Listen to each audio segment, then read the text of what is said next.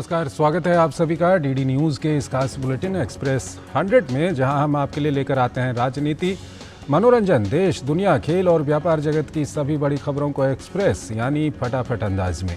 मैं हूं चंद्रशेखर जोशी। तो आइए शुरू करते हैं तेज खबरों का सिलसिला। प्रधानमंत्री मोदी मेरी माटी मेरा देश महोत्सव के समापन समारोह में शामिल हुए। अमृत वाटिका और स्मारक का किया शिलान्यास। कहा, भारत की मिट्टी की चेतना ने अनादिकाल से राष्ट्र को रखा है सुरक्षित। देश के कोने कोने से 2 लाख से ज्यादा जगहों से आई मिट्टी दिल्ली के कर्तव्य पथ पर एकत्र की गई है। कर्तव्य पथ पर बनने वाली अमृत वाटिका में इस मिट्टी का इस्तेमाल किया जाएगा। पीएम मोदी ने देश के नायकों के योगदान को याद करते हुए कहा कि देश उनके बलिदान को कभी भूल नहीं सकता। प्रधानमंत्री ने आजादी के साझा संकल्पों को पूरा करने के लिए देशवासियों का आह्वान किया। उन्होंने राष्ट्र की एकता, अखंडता और संप्रभुता को बनाए रखने के लिए समर्पित रहने और देश की गौरवमय विरासत के साथ विकास की गति को आगे ले जाने के लिए संकल्प लेने के लिए प्रेरित किया। अपने संबोधन में पीएम मोदी ने अमृत महोत्सव के दौरान हासिल की गई सफलताओं, मसलन चंद्र मिशन, वंदे भारत ट्रेन, देश के विश्व की 5वीं सबसे बड़ी अर्थव्यवस्था बनने की ओर बढ़ने का जिक्र किया। पीएम मोदी ने कहा कि जब नीयत साफ हो, राष्ट्र प्रथम की भावना सर्वोपरि हो तो नतीजे भी उत्तम से उत्तम मिलते हैं। उन्होंने कहा कि इस अमृत महोत्सव के दौरान भारत ने ऐतिहासिक उपलब्धियां हासिल की हैं। प्रधानमंत्री ने युवाओं के लिए मेरा युवा भारत संगठन की रखी नींव, माई भारत पोर्टल का किया शुभारंभ। कहा, 21वीं सदी में राष्ट्र निर्माण के लिए मेरा युवा भारत संगठन निभाएगा अहम भूमिका। ये एक ऐसा एकीकृत पोर्टल है जो अत्याधुनिक तकनीक से लैस युवाओं को प्रोग्राम और उनकी रुचियों को नया आकार देगा। ये उनके कौशल और सामर्थ्य को निखारेगा और देश के युवा आपस में जुड़े रहेंगे। केंद्रीय गृह मंत्री अमित शाह ने इस अवसर पर कहा कि आज़ादी के अमृत महोत्सव के तहत आने वाले अगले 25 वर्ष देश को विकसित बनाने में महत्वपूर्ण भूमिका निभाएंगे। केंद्रीय सूचना और प्रसारण मंत्री अनुराग सिंह ठाकुर ने कहा कि मेरी माटी मेरा देश कार्यक्रम आने वाली पीढ़ियों के लिए भी प्रेरणा बनेगा। पीएम मोदी ने स्टैच्यू ऑफ यूनिटी पहुंचकर सरदार पटेल को उनकी जयंती पर श्रद्धांजलि दी। उन्होंने सरदार वल्लभ भाई पटेल की विशाल प्रतिमा पर अपने श्रद्धा सुमन अर्पित किए। इस पर आयोजित एक परेड का भी आयोजन किया गया। पीएम ने एकता नगर में इकट्ठा हुए लोगों को भी संबोधित किया। राष्ट्रीय एकता दिवस के अवसर पर गुजरात के केवड़िया में आयोजित कार्यक्रम में पीएम मोदी ने हिस्सा लिया, जिसमें पीएम मोदी शामिल हुए। उन्होंने समारोह में शामिल हुए सभी लोगों को राष्ट्रीय एकता की शपथ दिलाई। पीएम ने केवड़िया में एक सभा को संबोधित करते हुए कहा, मन के अनेक हैं लेकिन माला एक है, तन अनेक हैं लेकिन मन एक है। उन्होंने देश की एकता, अखंडता और सुरक्षा का संरक्षण करने वाले लौह पुरुष के नेतृत्व को नमन किया। पीएम मोदी ने कहा कि जैसे 15 अगस्त हमारी स्वतंत्रता के उत्सव का, 26 जनवरी हमारे गणतंत्र के जय घोष का दिवस है, उसी तरह 31 अक्टूबर का ये दिन देश के कोने कोने में राष्ट्रीयता के संचार का पर्व बन गया है। पीएम ने कहा, एकता नगर में आने वालों को सिर्फ इस भव्य प्रतिमा के ही दर्शन नहीं होते, बल्कि उसे सरदार साहब के जीवन, त्याग और एक भारत के निर्माण में उनके योगदान की झलक भी मिलती है। पीएम मोदी ने कहा कि इस प्रतिमा की निर्माण गाथा में ही एक भारत श्रेष्ठ भारत की भावना का प्रतिबिंब है। उन्होंने कहा, अमृतकाल में भारत ने गुलामी की मानसिकता को त्याग कर आगे बढ़ने का संकल्प लिया है। नरेंद्र मोदी ने कहा कि सरकार विकास के साथ साथ अपनी विरासत को संरक्षण भी कर रही है। भारतीय नौसेना का जिक्र करते हुए उन्होंने कहा कि नौसेना के ध्वज पर लगे गुलामी के निशान को हटा दिया गया है। इतना ही नहीं, गुलामी के दौर में बनाए गए गैर जरूरी कानूनों को भी हटाया जा रहा है। नए कानून का जिक्र करते हुए पीएम मोदी ने आईपीसी की जगह भी भारतीय न्याय संहिता लाने की बात कही। उन्होंने कहा कि गुलामी का प्रतीक चिन्ह के रूप में नई दिल्ली के इंडिया गेट पर विदेशी सत्ता के प्रतिनिधि की प्रतिमा हटाकर वहां नेताजी सुभाष की प्रतिमा लगाकर सरकार ने विरासत को संरक्षण देने का काम किया। एकता नगर में आयोजित कार्यक्रम में सीमा सुरक्षा बल और राज्य पुलिस की विभिन्न टुकड़ियां शामिल हुई। विशेष एनसीसी शो, स्कूल बैंड प्रदर्शन, वाइब्रेंट विलेज प्रोग्राम के तहत गांवों के आर्थिक परिदृश्य का प्रदर्शन इसमें शामिल किया गया। परेड के मुख्य आकर्षणों में केंद्रीय रिजर्व पुलिस बल की सभी महिला बाइकर्स द्वारा डेयर डेविल शो, सीमा सुरक्षा बल का महिला पाइप बैंड, गुजरात महिला पुलिस द्वारा कोरियोग्राफ किया गया विशेष कार्यक्रम रहा। भारतीय वायुसेना का फ्लाई पास्ट ने सभी का मन मोह लिया तो विभिन्न प्रस्तुतियां लौह पुरुष सरदार वल्लभ भाई पटेल के विचारों को समर्पित रहीं, जो देश को एक सूत्र में पिरोने के संकल्प को सिद्धि में बदलने के लिए काम कर रही हैं। अपने संबोधन में पीएम मोदी ने कहा, सरकार देश के विकास में कदम से कदम मिलाकर चल रही है। अपनी उपलब्धियों का जिक्र करते हुए उन्होंने कहा, कभी सरदार सरोवर बांध का काम लटका हुआ था, उसे एनडीए सरकार ने ही पूरा किया। पीएम मोदी ने एकता नगर को संकल्प से सिद्धि का उदाहरण करार दिया। उन्होंने कहा कि 10 से 15 वर्ष पहले किसी ने सोचा भी नहीं था केवड़िया इतना बदल जाएगा। परेड के दौरान चंद्रयान 3 की सफलता का जश्न भी मनाया गया, जिसकी भव्यता देखते ही बनती थी। ये भारत की यात्रा का प्रदर्शन था, जो आज के समय सभी के लिए प्रेरणा का केंद्र बन चुका है। गुजरात का एकता नगर भारत के सांस्कृतिक गौरव के केंद्र के रूप में नजर आया। यहाँ पूरब और पश्चिम के साथ उत्तर और दक्षिण की दीवारें भी टूटकर एक में समा गईं। एक भारत श्रेष्ठ भारत का इससे बेहतरीन नज़ारा शायद ही कहीं और देखने को मिले। राष्ट्रपति द्रौपदी मुर्मू ने नई दिल्ली के पटेल चौक पर लौह पुरुष सरदार वल्लभ भाई पटेल को उनकी 148वीं जयंती पर श्रद्धांजलि अर्पित की। उपराष्ट्रपति जगदीप धनखड़ ने भी नई दिल्ली के पटेल चौक पर लौह पुरुष सरदार वल्लभ भाई पटेल को उनकी 148वीं जयंती पर श्रद्धांजलि अर्पित की। लौह पुरुष सरदार वल्लभ भाई पटेल की जयंती के मौके पर नई दिल्ली के ध्यानचंद स्टेडियम में एकता दौड़ कार्यक्रम का आयोजन किया गया, जिसमें केंद्रीय गृह मंत्री अमित शाह और केंद्रीय मंत्री अनुराग सिंह ठाकुर समेत कई गणमान्य लोग मौजूद रहे। गृह मंत्री अमित शाह ने सभी को राष्ट्रीय एकता की शपथ दिलाई। लखनऊ में रक्षा मंत्री राजनाथ सिंह ने सरदार वल्लभ भाई पटेल की जयंती पर रन फॉर यूनिटी को हरी झंडी दिखाई। इस दौरान उत्तर प्रदेश के मुख्यमंत्री योगी आदित्यनाथ भी मौजूद थे। पूरे देश में लौह पुरुष सरदार वल्लभ भाई पटेल 148वीं जयंती मनाई जा रही है। आज देश भर में रन फॉर यूनिटी का आयोजन किया जा रहा है। इस अवसर पर गुजरात के अहमदाबाद में मुख्यमंत्री भूपेंद्र पटेल ने रन फॉर यूनिटी को हरी झंडी दिखाई।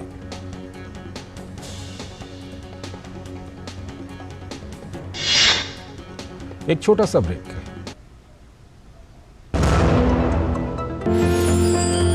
साल बरस और सदी नहीं, एक युग गुजर जाएगा। उम्र न पूछो वंडर की, जब फर्क नजर आएगा। वंडर सीमेंट, फर्क नजर आएगा। स्वागत है आपका ब्रेक के बाद, और आइए अब खबरों के सिलसिले को और आगे बढ़ाते हैं। उत्तर प्रदेश के मुख्यमंत्री योगी आदित्यनाथ ने भारत के पूर्व उप प्रधानमंत्री स्वर्गीय सरदार वल्लभ भाई पटेल को उनकी जयंती पर पुष्पांजलि अर्पित की। उन्होंने सरदार पटेल की स्मृतियों को नमन किया। गोवा के मुख्यमंत्री प्रमोद सावंत ने सांखली में सरदार वल्लभ भाई पटेल की जयंती पर रन फॉर यूनिटी को झंडी दिखाई। केंद्रीय संचार, इलेक्ट्रॉनिक्स और सूचना प्रौद्योगिकी मंत्री अश्विनी वैष्णव ने कहा कि केंद्र सरकार ने एप्पल हैकिंग मामले में जांच के आदेश दिए हैं। मीडिया से बातचीत के दौरान अश्विनी वैष्णव ने कहा कि सरकार इस मुद्दे के तह तक जाएगी। अश्विनी वैष्णव ने बताया कि एप्पल ने 150 देशों में एडवाइजरी जारी की है। गौरतलब है कि कुछ देर पहले एप्पल ने आरोपों से खुद इनकार किया है। देश के कई बड़े नेताओं के आईफोन पर अलर्ट मैसेज आने की खबरों के बाद फोन कंपनी एप्पल की तरफ से आधिकारिक स्पष्टीकरण सामने आया है। कंपनी ने कहा है कि एप्पल खतरे की सूचनाओं का श्रेय किसी विशिष्ट राज्य प्रायोजित हमलावर को नहीं देता है। राष्ट्रपति द्रौपदी मुर्मू 31 अक्टूबर से 1 नवंबर तक लद्दाख के दौरे पर हैं। राष्ट्रपति लेह में केंद्र शासित प्रदेश लद्दाख के स्थापना दिवस समारोह में शामिल हुई। राष्ट्रपति ने कहा कि लद्दाख भारत का मस्तिष्क है और हम सब मिलकर इसके विकास के लिए काम करते रहेंगे। नई दिल्ली में अंतर्राष्ट्रीय सौर गठबंधन यानी ISA की 6ठी सभा का आयोजन के तहत अंतर्राष्ट्रीय सौर गठबंधन की उन पहलों पर विचार विमर्श किया जा रहा है जो ऊर्जा सुरक्षा और ऊर्जा पहुंच से जुड़े हुए हैं। केंद्रीय मंत्री और ISA के अध्यक्ष RK सिंह ने कहा कि बिजली की पहुंच से वंचित दुनिया के 73 करोड़ लोगों तक बिजली पहुंचाना ISA का मिशन है। उन्होंने कहा कि इन लोगों तक बिजली की पहुंच सुनिश्चित करने में नवीकरणीय ऊर्जा, खासकर सौर ऊर्जा की अहम भूमिका होगी। दिल्ली और पड़ोसी राज्यों में प्रदूषण गंभीर स्तर पर बना हुआ है। दिल्ली एनसीआर में वायु गुणवत्ता सूचकांक 300 के ऊपर दर्ज किया गया। विशेषज्ञों के मुताबिक वायु गुणवत्ता सूचकांक में और बढ़ोतरी हो सकती है। लोगों को भी वायु प्रदूषण की वजह से स्वास्थ्य संबंधी दिक्कतों के अलावा अन्य परेशानियों का भी सामना करना पड़ रहा है। हालांकि केंद्र सरकार ने कहा है कि हरियाणा, पंजाब, उत्तर प्रदेश और राजस्थान के राष्ट्रीय राजधानी क्षेत्रों में पराली जलाने की घटनाओं में काफ़ी कमी आई है। सरकार द्वारा जारी आंकड़ों के मुताबिक पिछले 45 दिनों के दौरान 2023 में पराली जलाने की 6,391 घटनाएं सामने आई हैं। दिल्ली एनसीआर में वायु प्रदूषण के बढ़ते स्तर पर सुप्रीम कोर्ट ने चिंता जाहिर की। कोर्ट ने दिल्ली, पंजाब, हरियाणा, यूपी, राजस्थान से स्टेटस रिपोर्ट दाखिल करने का निर्देश दिया। अदालत ने कहा कि राज्यों को बताना होगा कि उसने प्रदूषण को रोकने और खासतौर पर पराली जलाने से रोकने के लिए क्या कुछ कदम उठाए हैं। राज्यों को 1 हफ्ते में जवाब दाखिल करना है।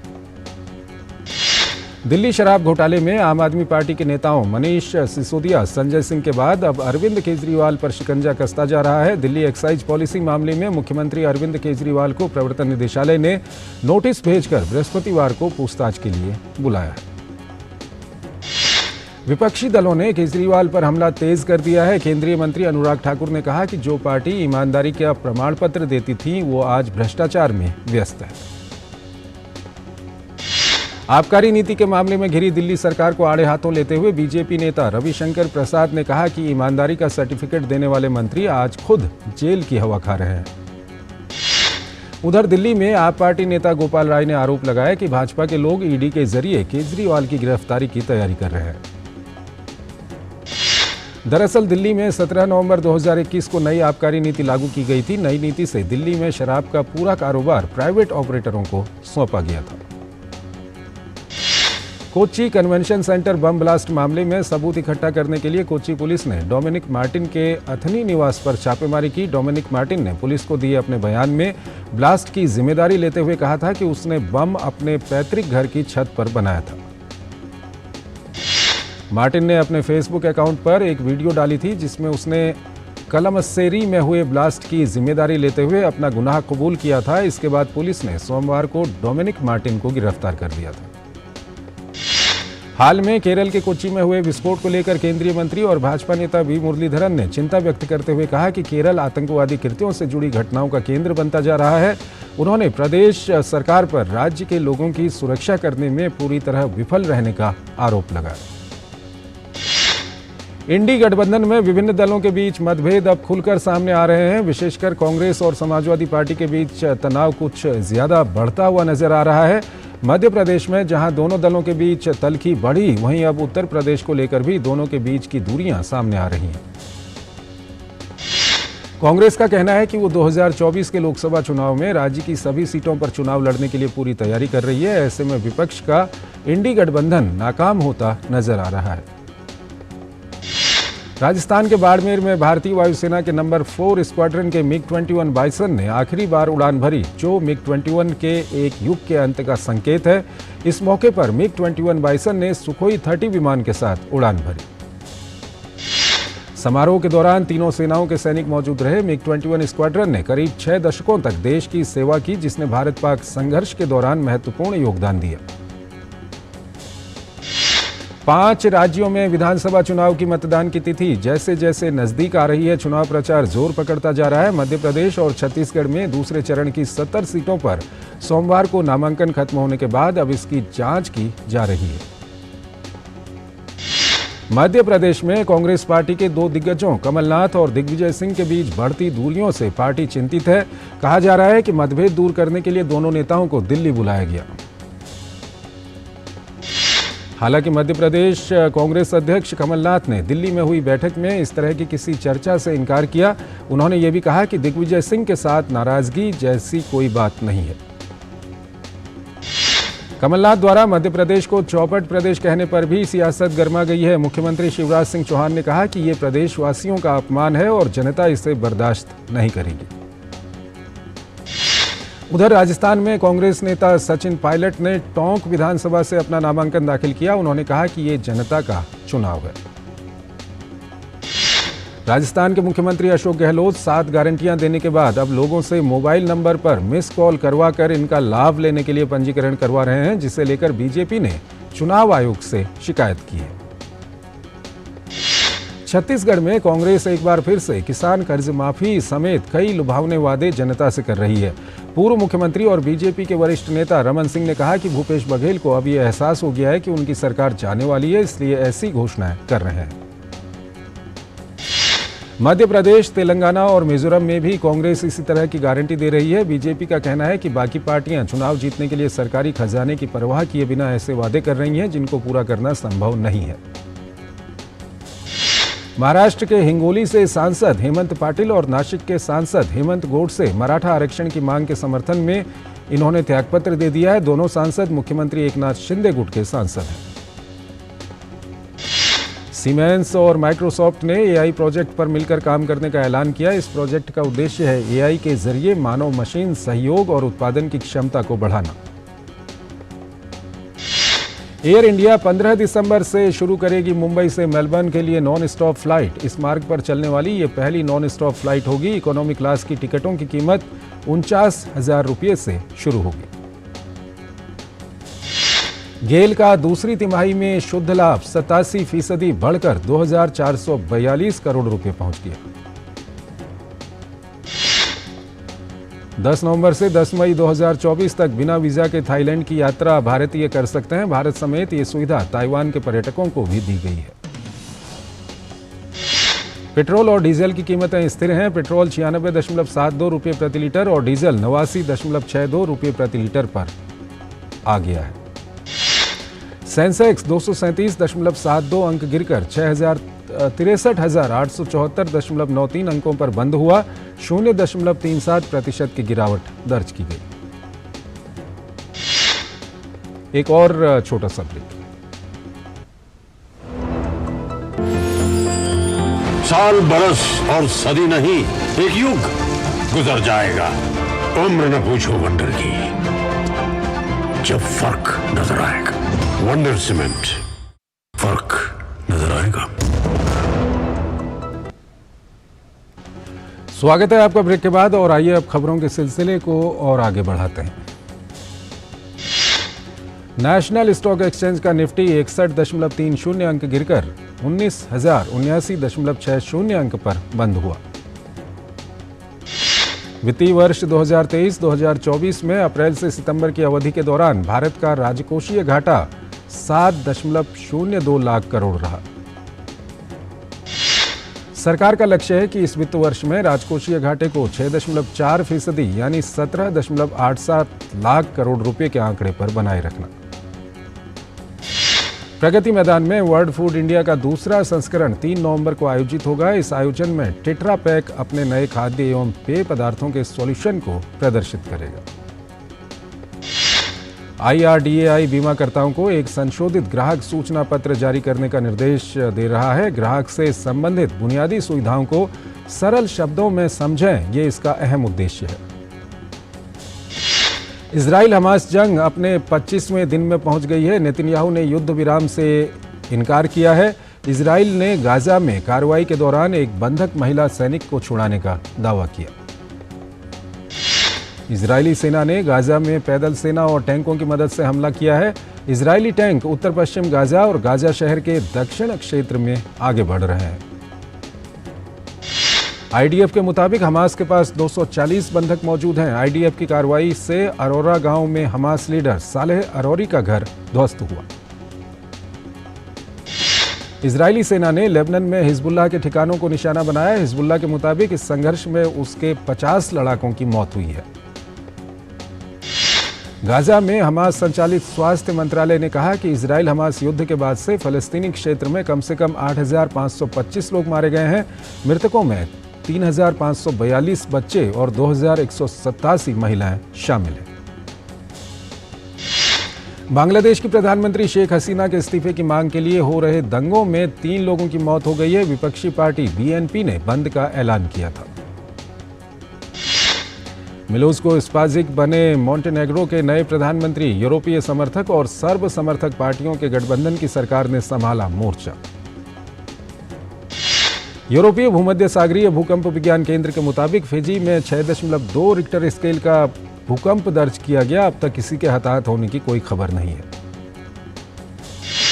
फ्रांस पुलिस की गोली लगने से एक महिला गंभीर रूप से घायल हुई। इस महिला ने बुर्का पहना हुआ था और अल्लाहू अकबर के नारे लगा रही थी। महिला ने खुद को उड़ाने की धमकी भी दी थी। जापान के अस्पताल में 2 लोगों को गोली मारने और 2 लोगों को बंधक बनाने वाला आरोपी गिरफ्तार हुआ है। वनडे विश्व कप में पाकिस्तान ने बांग्लादेश को 7 विकेट से हराकर सेमीफाइनल की अपनी उम्मीद को जिंदा रखा है। कोलकाता के ईडन गार्डन मैदान पर बांग्लादेश ने टॉस जीतकर पहले बल्लेबाजी करते हुए 205 रन का लक्ष्य रखा था। पाकिस्तान की ओर से फखर जमा और अब्दुल्ला शफीक ने अर्धशतकीय पारियां खेली। इस जीत के साथ पाकिस्तान 6 अंकों के साथ 5वें पायदान पर पहुंच गया है। पैरा एशियन खेलों में शानदार प्रदर्शन कर पदक जीतने वाले खिलाड़ियों से केंद्रीय खेल मंत्री अनुराग सिंह ठाकुर ने आज दिल्ली में मुलाकात की। पैरा एशियन खेलों में भारतीय खिलाड़ियों ने शानदार प्रदर्शन किया है। भारतीय पैरा खिलाड़ियों ने इस बार 29 स्वर्ण सहित कुल 111 पदक जीतकर इतिहास रचा है। खेल मंत्री अनुराग सिंह ठाकुर ने खिलाड़ियों को मुबारकबाद देते हुए कहा कि इन सभी खिलाड़ियों ने दुनिया भर में देश का नाम रोशन किया है। अनुराग सिंह ठाकुर ने कहा कि मोदी सरकार खेल व खिलाड़ियों के लिए प्रतिबद्ध है। खेलो इंडिया व टॉप्स जैसी स्कीम से खिलाड़ियों को फायदा मिल रहा है। फुटबॉल के दिग्गज लियोनेल मेसी एक बार फिर प्रतिष्ठित बैलोन डी'ओर पुरस्कार जीत गए हैं। मेसी को 8वीं बार बैलोन डी'ओर पुरस्कार से सम्मानित किया गया। मेसी बैलोन डी'ओर पुरस्कार जीतने वाले पहले एसएलएस खिलाड़ी बन गए हैं। इंटर मायामी के मालिक और फुटबॉल के दिग्गज खिलाड़ी डेविड बेकहम ने मेसी को यह सम्मान दिया। साल 2034 में होने वाले पुरुष फीफा विश्व कप की मेजबानी सऊदी अरब को मिलना लगभग तय हो गया है। दरअसल ऑस्ट्रेलिया द्वारा टूर्नामेंट के आयोजन के लिए बोली न लगाने का निर्णय को वापस लेने के बाद सऊदी अरब बोली लगाने वाला एकमात्र अन्य देश है। ऑस्ट्रेलिया ने इस वर्ष न्यूजीलैंड के साथ महिला विश्व कप की सफल मेजबानी की, लेकिन उसने कभी पुरुष विश्व कप की मेजबानी नहीं की है। दरअसल ऑस्ट्रेलिया 2026 में AFC महिला एशियाई कप और 2029 में क्लब विश्व कप की मेजबानी पर ध्यान केंद्रित करना चाहता है। भारतीय जूनियर हॉकी टीम ने 11वें सुल्तान जोहर कप 2023 में न्यूजीलैंड को 6-2 से हरा दिया। इसके साथ ही भारत ने सेमीफाइनल में प्रवेश कर लिया है। धनुष ने संगीत उस्ताद इलियाराजा की बायोपिक में उनका किरदार निभाने की बात वो कर रहे हैं। इस फिल्म की शूटिंग 2024 में शुरू होगी और 2025 तक इसके रिलीज होने की संभावना है। भूल भुलैया में राजपाल यादव के छोटे पंडित के किरदार को उर्फी जावेद ने किया रिक्रिएट। सोशल मीडिया पर मिली धमकी, हैलोवीन के लिए उन्होंने लिया था ये look. Krrish super hero franchise की चौथी फिल्म क्रिश 4 की स्क्रिप्ट ऋतिक रोशन ने तय की। फरवरी में शुरू हो सकती है फिल्म की शूटिंग। क्रिश 4 की स्क्रिप्ट राकेश रोशन के द्वारा लिखी गई है। इस साल दिसंबर में रिलीज होने वाली शाहरुख खान की तीसरी फिल्म डंकी के 2 टीजर रिलीज होंगे। उनकी डंकी का टीजर 2 नवंबर 2023 को शाहरुख के जन्मदिन पर लॉन्च किया जाएगा। तो इस बुलेटिन में फिलहाल इतना ही। आप बने रहिए DD न्यूज़ के साथ। नमस्कार।